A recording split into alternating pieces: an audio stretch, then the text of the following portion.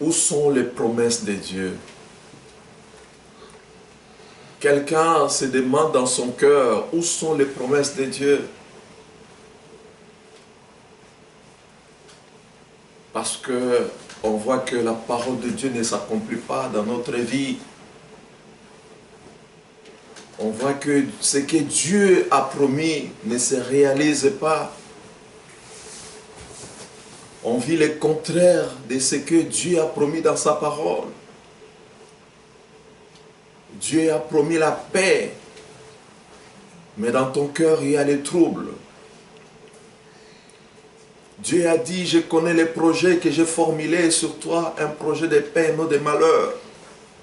Mais dans ton parcours, tu vois le malheur. Et tu te poses des questions. Où sont les promesses de Dieu? Où se trouvent les promesses de Dieu?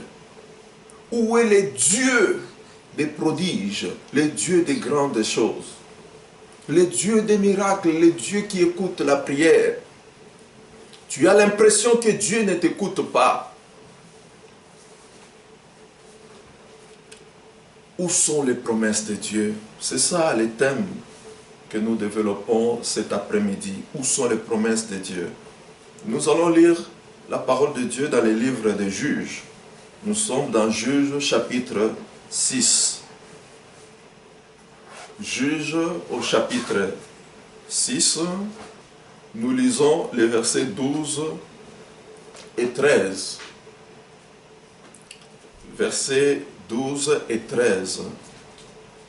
C'est l'histoire de Gédéon. Nous allons lire, nous lisons. Juge 6. Alors je fais 12 à 13. Il est écrit ceci. L'ange de l'Éternel lui apparut et lui dit, l'Éternel est avec toi, vaillant héros. Gédéon lui dit, ah mon Seigneur, si l'Éternel est avec nous, pourquoi toutes ces choses nous sont-elles arrivées? Et où sont tous ces prodiges que nos pères nous racontent quand ils disent, l'Éternel ne nous a-t-il pas fait monter hors d'Égypte? Maintenant, l'Éternel nous abandonne et il nous livre entre les mains des Madians. Alléluia. Amen. Où est ce Dieu des prodiges? Oui, Israël était en train de traverser un moment difficile. Peut-être comme toi aussi, tu es en train de traverser des moments de questionnement. Israël traversait à cette époque-là un temps difficile où il plantait, il travaillait, mais les Madianites, ce peuple venait et arrachait tout. Ils attendaient que les Israélites puissent s'aimer. Mais au temps de la moisson, c'est là que les Madianites venaient pour tout arracher. Ils amenaient tout.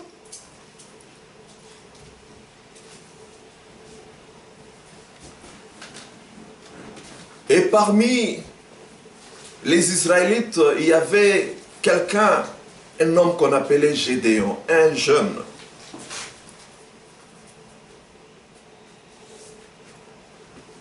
Dans cette situation, chacun était appelé, lors de la récolte, faire vite pour aller cacher ce qui lui appartenait, à cause des Madianites. Et ce jour-là, Gédéon était en train de battre le froment, comme la Bible nous dit. Et tout à coup, l'ange de l'Éternel lui apparut. L'ange lui dit,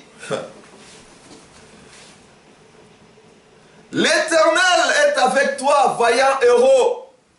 L'Éternel est avec toi, vaillant héros. Je viens dire cet après-midi à quelqu'un que l'Éternel est avec toi. Malgré tout ce que tu vis, malgré ce que tu ressens, je viens te rappeler une chose, que le Seigneur est avec toi. L'Éternel n'abandonne jamais. Il ne déçoit jamais. L'Éternel est avec toi. Par cette salutation, Gédéon se dit, ah mon Seigneur, si l'Éternel est avec nous, pourquoi toutes ces choses nous sont-elles arrivées? Mais si Dieu était avec nous, pourquoi cette situation? Si l'Éternel était avec moi, pourquoi je traverse cette situation? Pourquoi je connais tous ces problèmes?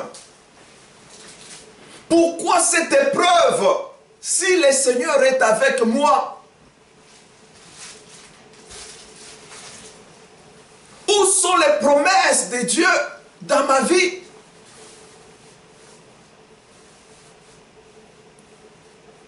Oui, ce sont des questions que beaucoup de gens se posent. Quand il regarde les choses dans sa vie, il se dit non, l'Éternel n'écoute pas ma prière. Le Seigneur ne m'écoute pas. J'ai beaucoup prié, j'ai gêné, la situation ne change pas. C'est comme si le Seigneur ne me connaît pas.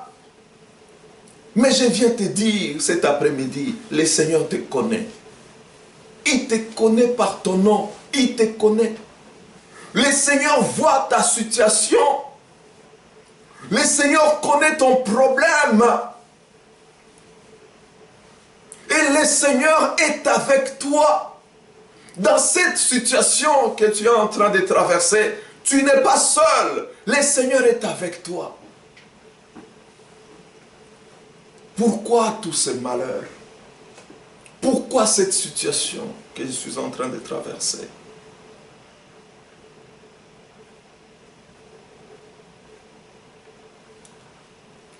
Chaque fois tu travailles, chaque fois tu fais des projets, mais tu souffres de syndromes qu'on appelle presque arrivé. Tu travailles, tu vois même les fruits de ton travail. Mais les Madianites t'empêchent de jouir du fruit de ton travail. Chaque fois tu es toujours...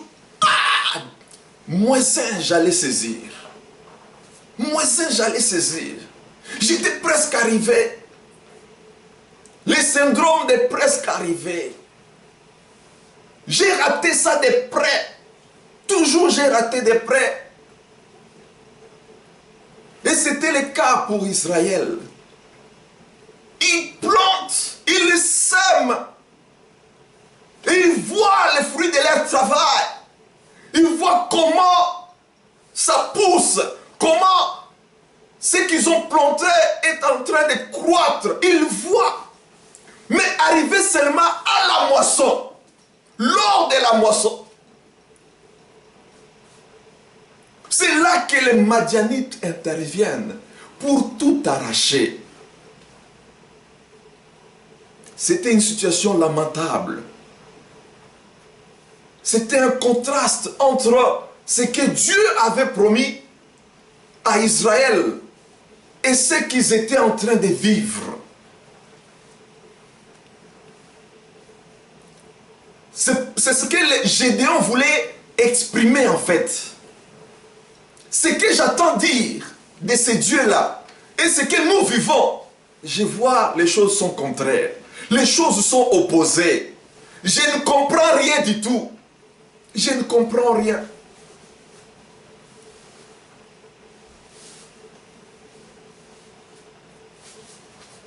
Gédéon était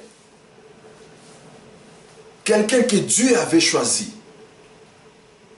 Il avait en lui la force de Dieu. Il avait en lui la puissance de Dieu. Mais lui-même ne se connaissait pas. Il y avait un trésor en lui. Il y avait un héros qui se cachait dans Gédéon. Mais Gédéon ne se connaissait pas. Comme beaucoup de chrétiens aujourd'hui dorment avec la puissance de Dieu. Beaucoup de chrétiens aujourd'hui gaspillent la gloire de Dieu. Gaspillent les ressources que Dieu a placées en eux. Parce qu'ils ne se connaissent pas. Comme Gédéon ne se connaissait pas. L'ange vient. Il les salue. Il dit, l'Éternel est avec toi, vaillant héros. Il n'a pas dit que tu seras un héros, mais vaillant héros. C'est-à-dire, Gédéon était déjà, sur le plan spirituel, un héros. Mais il ne se connaissait pas. Il ne se connaissait pas.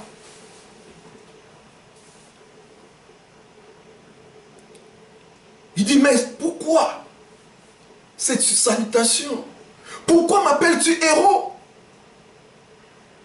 Si je connais cette situation, mais je viens dire à quelqu'un, ce n'est pas ce que tu dis que tu es, ce n'est pas ce que les gens disent que tu es. Tu es ce que Dieu a dit que tu es. Amen. Ce que Dieu dit, c'est ça la vérité.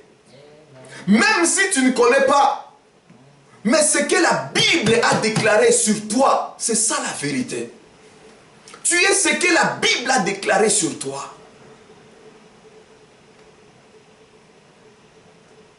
Il y avait un problème. Dieu a dit à Gédéon, lève-toi, vaillant héros. Tu vas battre les Madianites comme un homme, comme un seul homme. Il a dit à Gédéon, lève-toi. Tu vas battre les Madianites comme un seul homme. Lève-toi. Il est temps que tu connaisses qui tu es réellement devant Dieu. Il est temps que tu comprennes quelle est ton identité. Il est temps que tu saisisses les ressources que Dieu a pour toi. Il est temps que tu saisisses les armes que le Seigneur t'a données dans ce combat qui se présente devant toi. Il ne faut pas avancer comme un pauvre, un faible, quelqu'un qui n'a rien. C'est comme ça que Gédéon s'est présenté. Quand on lui a dit, c'est toi que Dieu a choisi pour libérer ce peuple. Et Gédéon a dit, oh, d'ailleurs ma famille est la plus pauvre de Manassé. Ma famille est la plus pauvre. Et dans ma famille, je suis le plus jeune. Ma famille n'a pas de griffes. Mais c'était lui que Dieu avait choisi. C'était lui la griffe de sa famille. On dit la griffe. Ma famille n'a pas de griffes. Mais il a oublié que c'était lui la griffe de leur famille. La griffe de cette famille-là, c'était Gédéon. Je suis d'une famille pauvre. Et dans ma famille, je suis le plus petit. Celui qui n'est pas considéré. Mais Dieu dit, tu ne te connais pas. Tu ne vois pas ce que j'ai déposé en toi. Comme toi aujourd'hui, tu ne connais pas ce que Dieu a déposé en toi. Tu dois te libérer. Et le Seigneur lui dit, va maintenant dans la maison de ton père. Va abattre l'idole. Va abattre l'idole qui appartient à ton père. Va abattre cette idole. Donc c'était ça le problème. Il dit que ma famille n'a pas de griffes. Mais la réalité était que c'est l'idole qui faisait que cette famille ne puisse pas avoir une griffe. C'est l'idole qui faisait que Gédéon ne retrouve pas les ressources que Dieu avait déposées en lui. Dieu lui dit, les problèmes, ça se trouve dans la maison de ton père. C'est là que se trouvent les problèmes. Va abattre l'idole. Et après, tu vas te retrouver. C'est ça aussi les problèmes dans beaucoup de vies. L'idole. Certains ont des problèmes à partir de leur famille. Et d'autres ont des problèmes à travers leur propre marche. À cause des idoles. C'est-à-dire toute chose qui a pris la place de Dieu dans notre vie devient notre idole.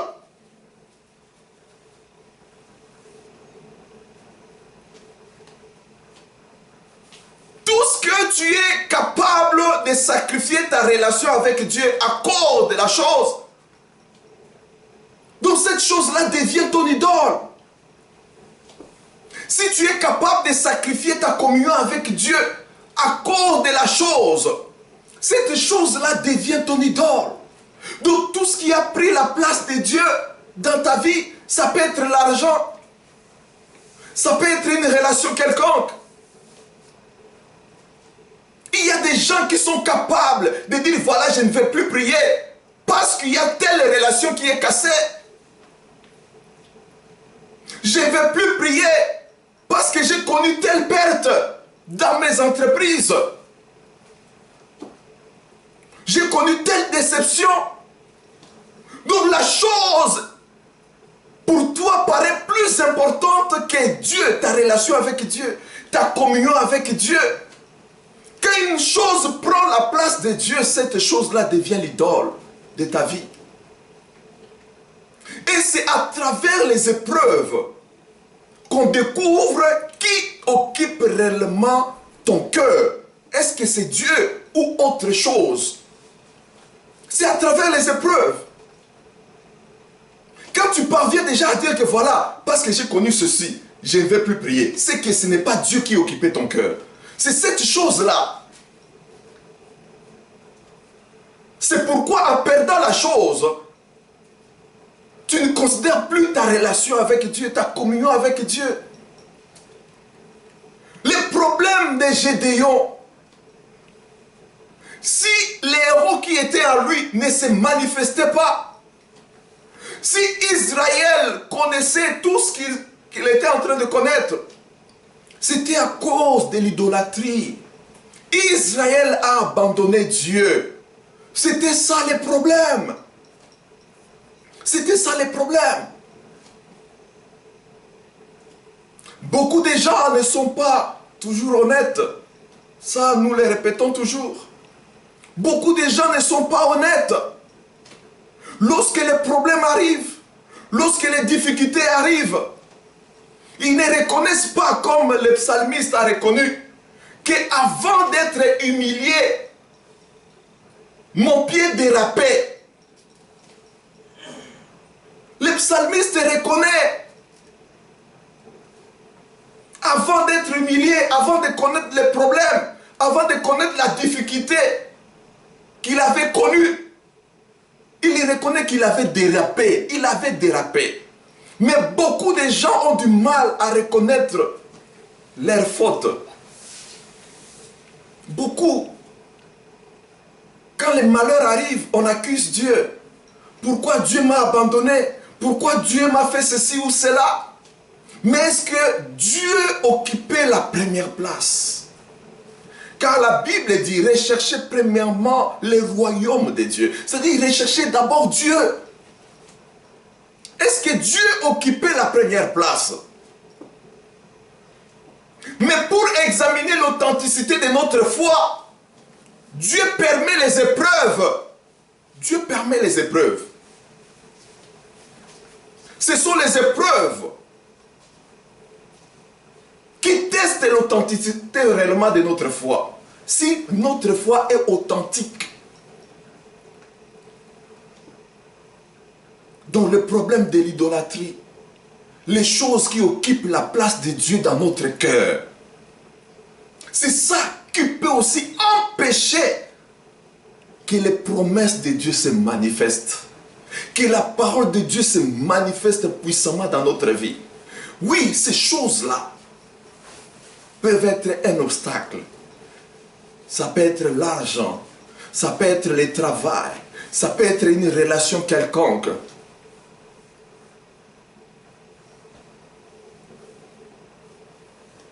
Une deuxième chose, c'est l'interdit.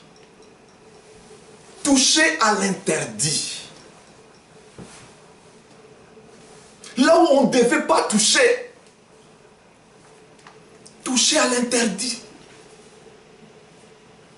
Nous nous rappelons de l'histoire de Josué, toujours avec les enfants d'Israël. Moïse est mort.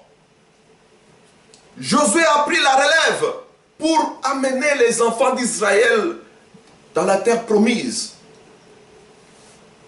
Ils ont conquis Jéricho. C'était une grande victoire. Les murailles de Jéricho sont tombées et Israël a pris possession de cette contrée. Mais après cette victoire de Jéricho, Israël est confronté à une petite ville appelée Haï. D'ailleurs, quand on a envoyé les espions sont venus, ils ont dit, oh, ça c'est une petite ville. Ce n'est qu'une petite ville, on va prendre ça sans beaucoup trop d'efforts. Mais malheureusement, quand Josué et Israël se sont engagés, quand Josué a envoyé des soldats, des commandos pour aller attaquer Haï, Israël a essuyé une grande défaite. Une grande défaite. Alors Josué est rentré, il a déchiré ses habits. Quand les commandos sont rentrés en pleurant,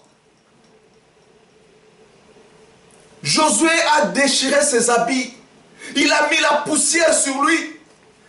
Mais qu'est-ce qui se passe? Parce qu'il a vu un contraste entre ce que Dieu lui avait promis. Quand vous lisez dans Josué 1, le verset 5, Dieu promet à Josué ceci. Tant que tu vivras, nul ne tiendra devant toi. Je ne te délaisserai ni t'abandonnerai. C'est ce que Dieu avait promis à Josué. Mais maintenant, devant une petite ville, Haï, Josué voit le contraire.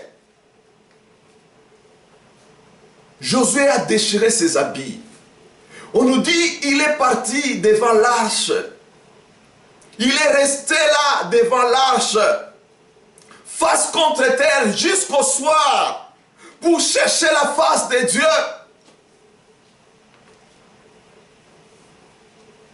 Il a cherché la face de Dieu à cause de cette opposition, de cette contradiction qu'il était en train de vivre.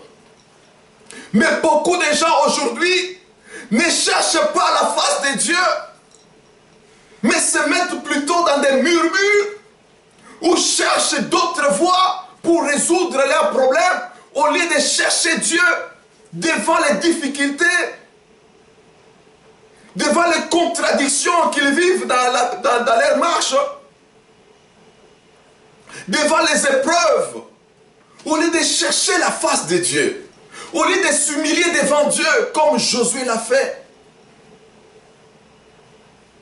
Mais beaucoup choisissent la voie de la rébellion. Je ne vais plus prier. Pourquoi Dieu m'a abandonné? Pourquoi Dieu m'a fait ceci? On commence à prononcer des paroles qui ne glorifient pas le Seigneur, qui ne sanctifient pas Dieu. Non, Dieu n'abandonne jamais. Dieu n'abandonne jamais. Le Seigneur a dit, si mauvais que vous êtes, vous, mais vous savez donner de bonnes choses à vos enfants.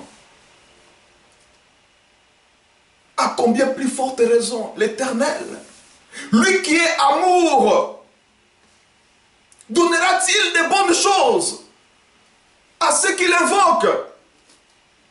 Dieu est amour. Le Seigneur écoute la prière. Le Seigneur est toujours disposé à nous faire du bien. Et il trouve du plaisir à nous faire du bien.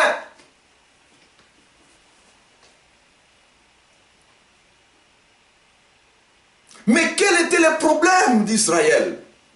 Pourquoi Israël a vécu cette contradiction par rapport à la promesse de Dieu?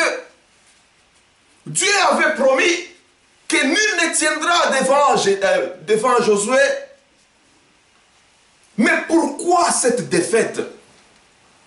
Quand Josué a cherché la face de Dieu, le Seigneur lui a révélé les problèmes. Le problème était que Israël avait touché à l'interdit. Il y a des choses que le Seigneur avait dit devaient être vouées à l'interdit. C'est-à-dire Israël ne devait rien toucher de tout ce qu'ils avaient trouvé à Jéricho. Israël ne devait rien toucher. Mais il y a quelqu'un parmi les Israélites qu'on appelle Akan, qui était séduit à cause de l'amour du monde. Il a vu l'or, il a vu les vêtements, l'amour du monde. À cause de l'amour du monde, Akan, bien que ces choses étaient interdites, Akan, pardon, il a pris l'or, il a pris les habits. Il a touché à l'interdit. Et c'est à cause d'Akan que beaucoup de gens sont morts lors de ces combats avec Haï. Beaucoup de gens sont morts. À cause d'une seule personne. Toute une famille peut aller en captivité à cause d'une seule personne.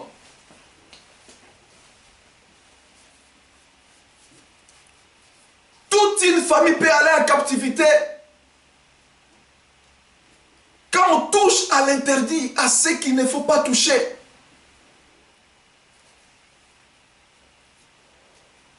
Il y a beaucoup de choses dans notre marche, dans la marche des chrétiens,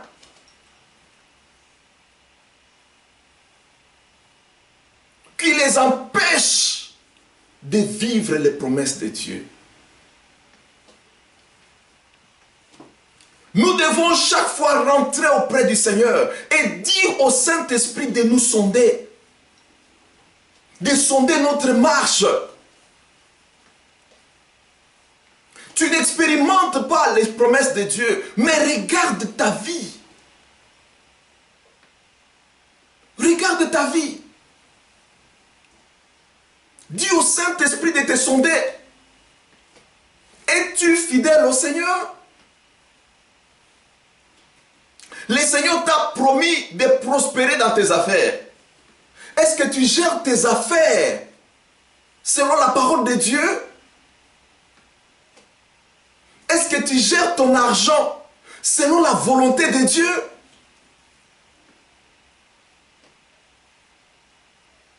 Comment est-ce que tu marches?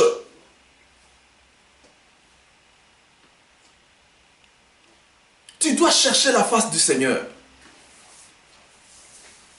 Mais quand on a trouvé l'interdit, quand on a trouvé Akan, quand on l'a lapidé, c'est à ce moment-là qu'Israël a recommencé à voir les promesses de Dieu se réaliser. Nous pouvons constituer un frein. Nous pouvons par notre marche être nous-mêmes une barrière pour l'accomplissement des promesses de Dieu dans notre vie. à cause de la désobéissance, à cause du manque de fidélité à Dieu, nous pouvons nous-mêmes être des barrières. C'est pourquoi nous devons examiner notre marche pour voir qu'est-ce que Dieu dit et qu'est-ce que nous faisons. Sommes-nous avec Dieu ou nous sommes en dehors de sa voie? Les promesses de Dieu s'accomplissent sur la voie que Dieu lui-même a tracée. Mais est-ce que nous sommes dans cette voie-là?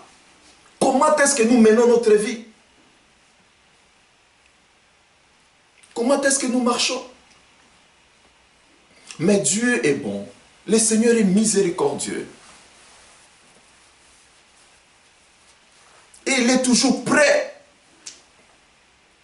à nous remettre dans nos droits, comme il a fait avec Israël à l'époque de Josué.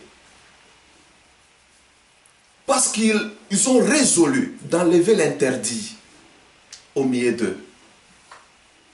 Et avec Gédéon aussi, quand le Seigneur lui a dit, va, abat l'idole de la maison de ton père. Gédéon est parti. Il a renversé cette idole. Et c'est ce que tu dois faire. Tu as reçu du Seigneur le pouvoir de le faire. Il dit, regarde, comme nous avons lu hier dans Jérémie 1, 10. Regarde, j'étais établi sur les nations, sur des royaumes, pour renverser, pour déraciner, pour abattre, pour détruire, ruiner, et pour bâtir, et pour planter. Tu as reçu de Dieu le pouvoir d'arracher tout ce qui n'est pas conforme à sa volonté. Dans ta vie, dans ta famille, autour de toi, tu as reçu ce pouvoir. C'est toi le héros de Dieu. Celui que Dieu a choisi pour changer les choses. Dans ta propre vie, dans ta famille, dans la ville là où tu es le héros de Dieu. C'est toi qui dois abattre l'idole. En commençant par ta propre vie, tu dois abattre l'idole. Enlever tout ce qui a pris la place de Dieu. Et tu dois enlever l'interdit. C'est-à-dire la vie du péché. La vie qui ne glorifie pas le Seigneur. Tu dois te séparer de ces péchés qui te maintiennent dans la captivité. Ces péchés qui te saisissent si facilement. Tu dois te dégager. Tu as la force de Dieu en toi. Comme le Seigneur avait dit à Gédéon, lève-toi, vaillant héros. Toi aussi, tu y as quelque chose de Dieu en toi. Le Seigneur a déposé quelque chose en toi. Et tu dois l'exploiter. Tu dois t'élever. Tu dois agir. Il est temps d'agir maintenant. Il est temps de s'élever. Et il est temps de chercher la face de Dieu pour ta vie. Il est temps d'abandonner la vie de compromission. Israël avait connu la défaite avec Josué à cause de la compromission. Il est temps d'abandonner la compromission, la vie de compromission. C'est ça qui fait que les promesses de Dieu ne se manifestent pas. Il faut abandonner cette vie. Oui, nous allons prier. Nous allons prier. Chacun va regarder dans sa vie. Y a-t-il pas de compromission? Y a-t-il pas d'interdit? Est-ce que dans ma vie, y a-t-il pas de choses interdites? J'ai touché à l'interdit. Il est temps maintenant de se repentir. Répands-toi. Car le Seigneur veut faire des grandes choses avec toi.